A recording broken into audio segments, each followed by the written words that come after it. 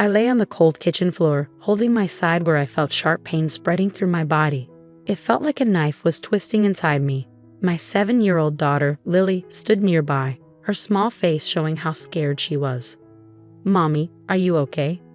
Lily's voice shook, barely louder than a whisper. I tried to sound calm despite the pain. "I'll be fine, honey, just a bad stomach ache," I lied, trying to hide how serious it was. Footsteps echoed through the hallway as my husband David appeared in the doorway. His face showed annoyance instead of concern. He was ready for his trip, holding his suitcase. "What's going on, Evelyn? Why are you on the floor?" David asked, sounding annoyed. "I think it's appendicitis, David. It's really bad. We need to go to the hospital," I managed to say, each word hurting me. He scoffed.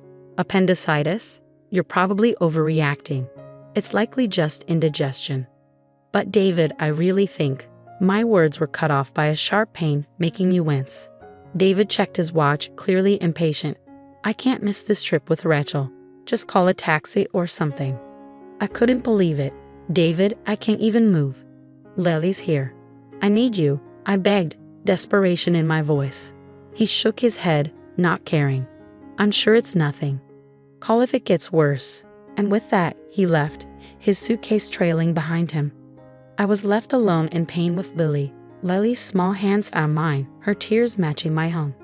"Mommy, don't be sick. You have to be okay." I gathered what little strength I had and pulled Lily close.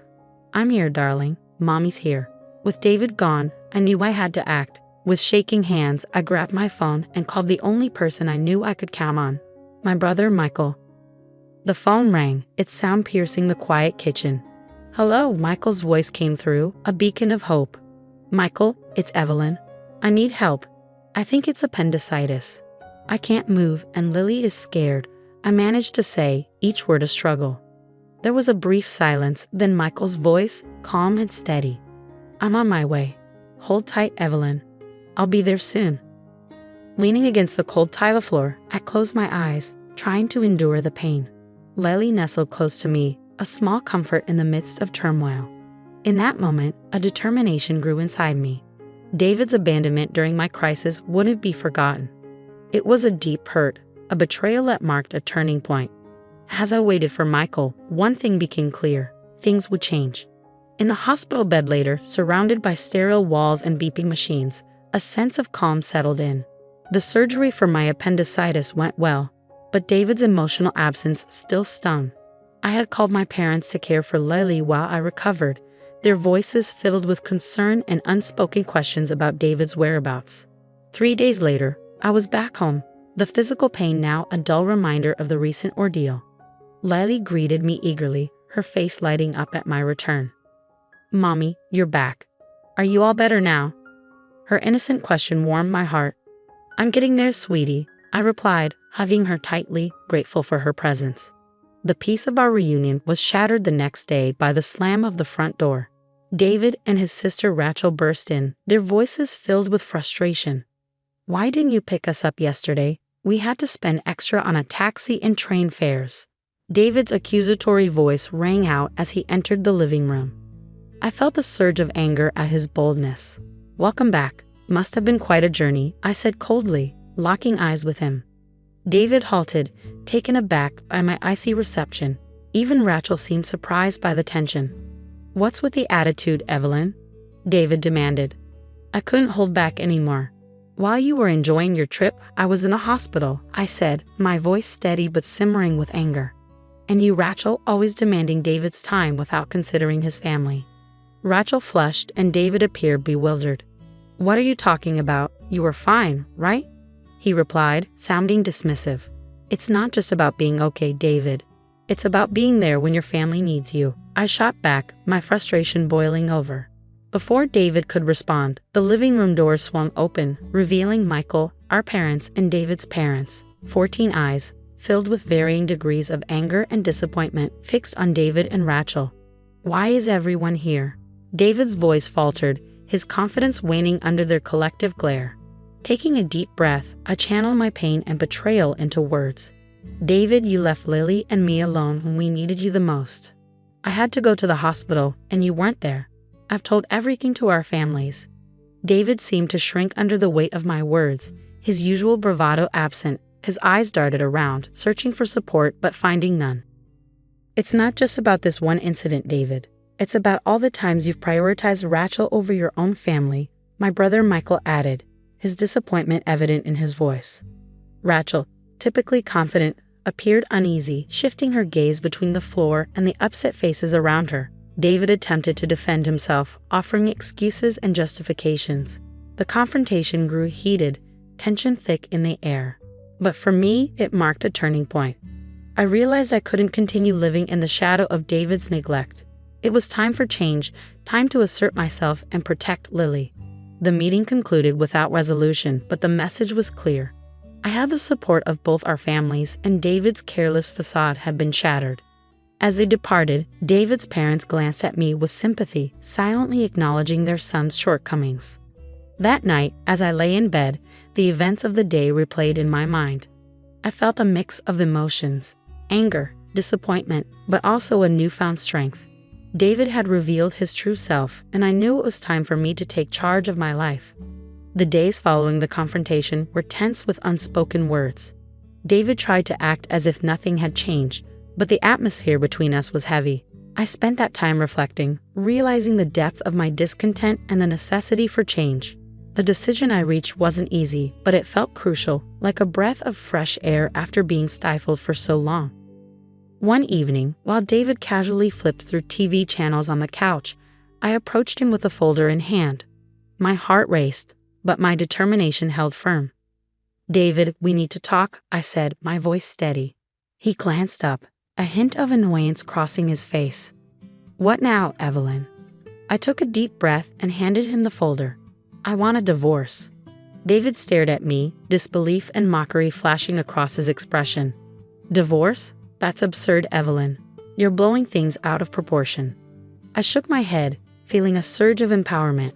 "It's not an exaggeration. I've thought long and hard about this.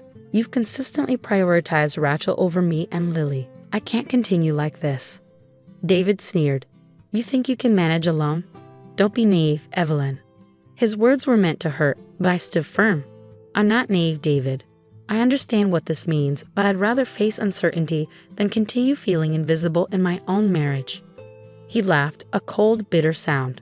"Good luck, Evelyn. You'll regret this once you realize how tough it is out there." I felt my anger rise, but I kept my composure. "I won't. This is my decision, and I'm sticking to it." For a moment, David seemed like he might argue further, but then he shrugged, a smug smirk on his face. "Fine, have it your way. But remember, I warned you." As he turned back to the TV, dismissing me once again, I felt a whirlwind of emotions. There was fear, certainly, but also a powerful sense of liberation. I was finally taking charge of my life, stepping out of the shadows. The next day, I started the legal process for divorce. It was overwhelming with all the paperwork and legal steps, but I was determined. My parents and Michael were supportive, offering help and encouragement.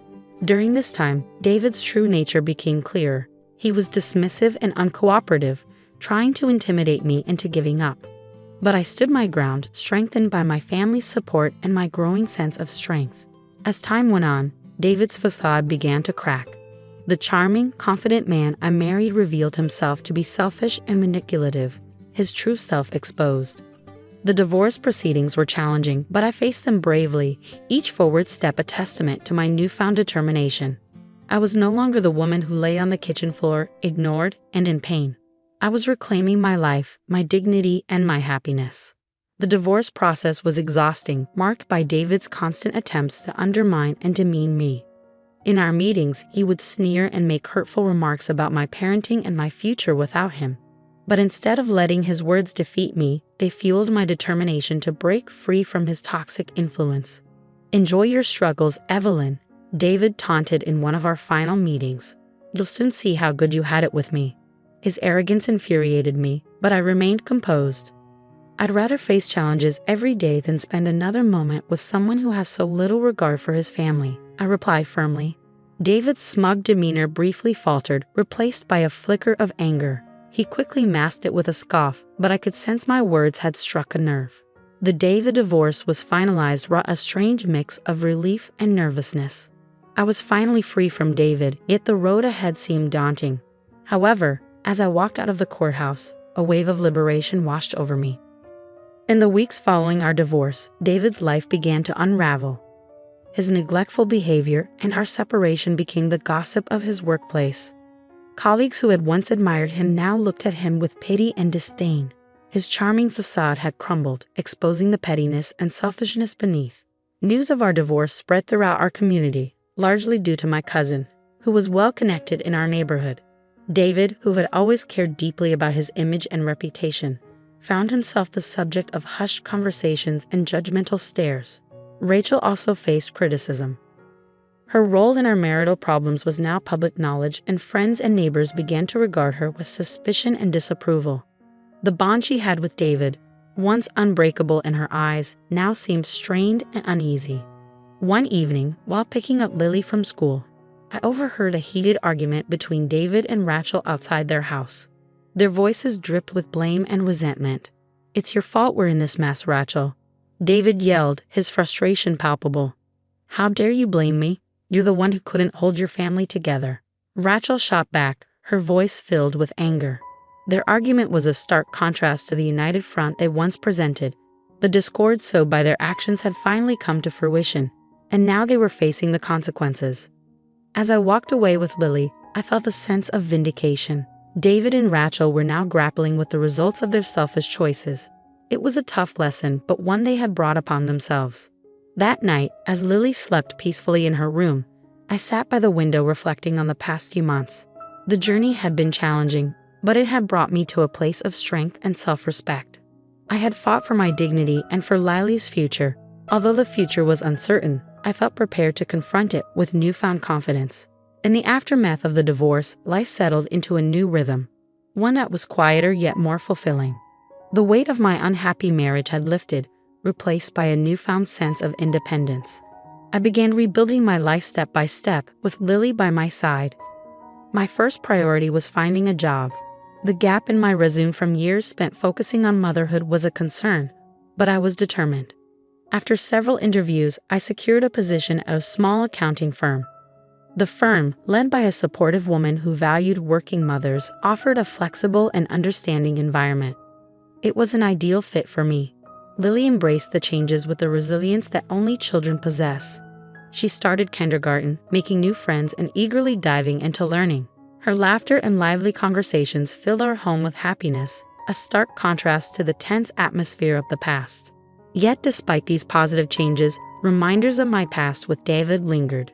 One afternoon, while dropping Lily off at school, I overheard a group of parents whispering, "That's her, Evelyn. Her husband left her because he couldn't stand being around her anymore," one of them said. Their words stung, but I held my head high. The gossip and judgment were small prices to pay for the freedom and peace I now had. Meanwhile, David's life continued to unravel. His pride took a significant hit, and his once flawless reputation was now tarnished. I heard from mutual acquaintances that he had moved back in with his parents, a fact he tried to conceal but eventually became known. Rachel's situation wasn't any better. Her interference in our marriage had isolated her from many friends. The once close siblings were now barely on speaking terms, their relationship strained by blame and regret. As for me, I found solace in the unwavering support of my family. My brother Michael had moved closer to us, his presence a constant source of comfort. My parents showered Lily with love, their affection soothing the wounds of the past. One day, while savoring coffee in my kitchen, I reflected on the journey I had endured, the pain, the struggle, and ultimately, the liberation. It had all brought me to this moment of peace. I hadn't just survived, I had emerged stronger and more self-assured. The doorbell interrupted my thoughts. Opening it, I found David standing there, wearing a look of defeat. "Evelyn, I'm sorry. I didn't realize what I had until it was gone," he said, his apology, though belated, validating my decision. "Thank you, David," I replied gently, "but it's too late. I've moved on." As I closed the door on David and the life we once shared, a sense of closure washed over me. That chapter of my life had ended, and a new one was beginning. In this new chapter, I was the author of my own story, free to shape my future as I saw fit. Lily's voice called out from the living room, and a smile spread across my face. I walked towards her, eager to embrace the life that lay ahead, a life brimming with possibilities and hope.